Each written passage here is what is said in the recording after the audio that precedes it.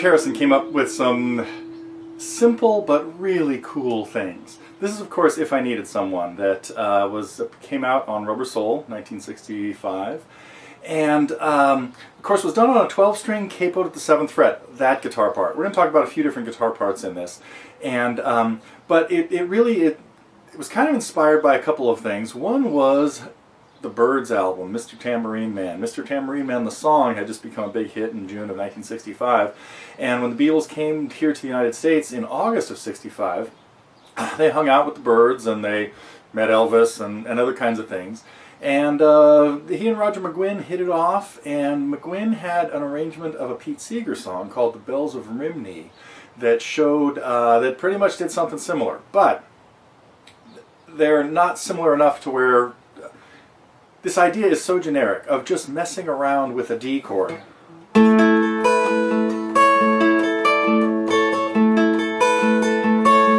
Later on we have this. Put together with pretty much the same technique, just messing around with the D chord capoed of the neck, which puts it really in the key of A. So anyway, tied into that, it's a very similar song, but not enough for a copyright infringement, especially since Roger didn't write the Bells of Rhymney anyway. So what we're going to talk about in this song is a couple of different ways of doing things on the guitar.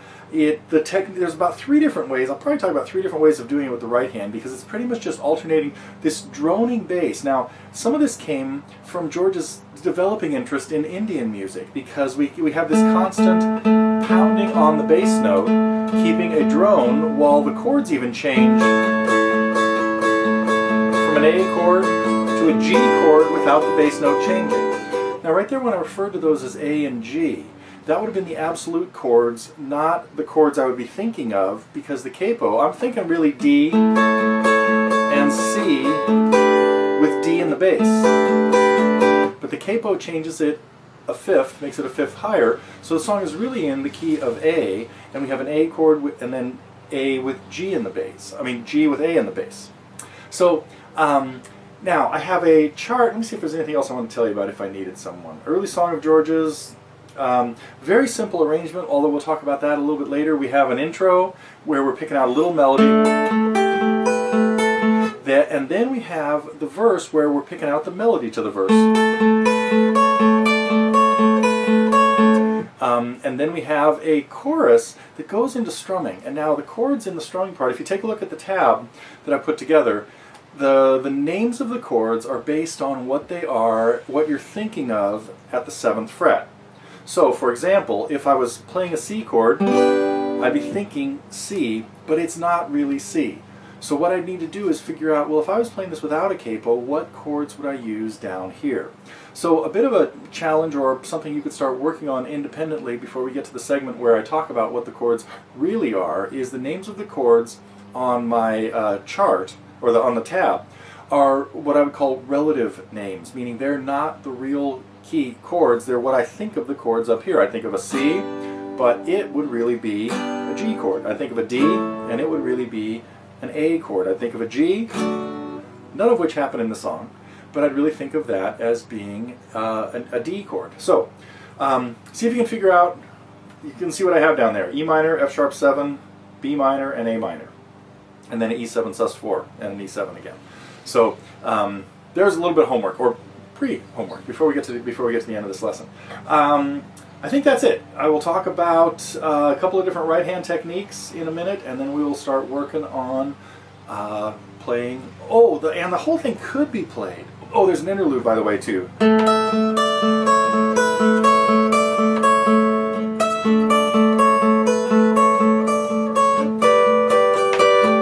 So we'll take a look at that part as well, and then we will maybe consider doing it without a capo, which will make some of it tough. But that would allow us to play John's part, where we would play chords further down the neck. Oh wait, I can't give that away. Alright, we'll get to that in the middle of the lesson.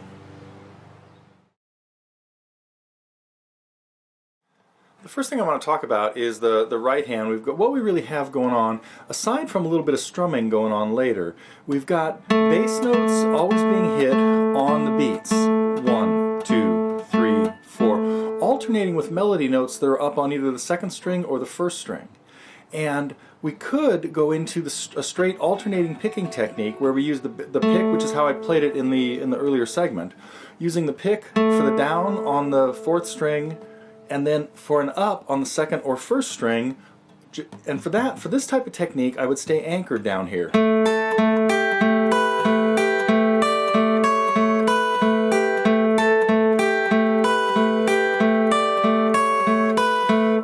Really good thing to be able to do, and an important technique in your just development as a guitar player. Now we could also do the whole thing without the pick and just use our fingers, making a finger picking song using your thumb and your middle, or probably your index finger would be good enough here. Index on the second string and your middle finger on the first string.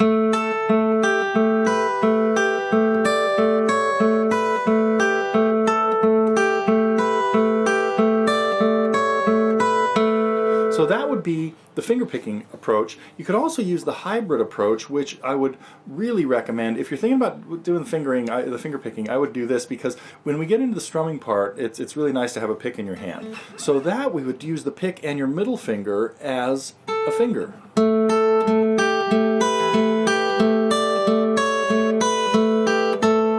That allows us the possibility of pinching the fourth string and the second string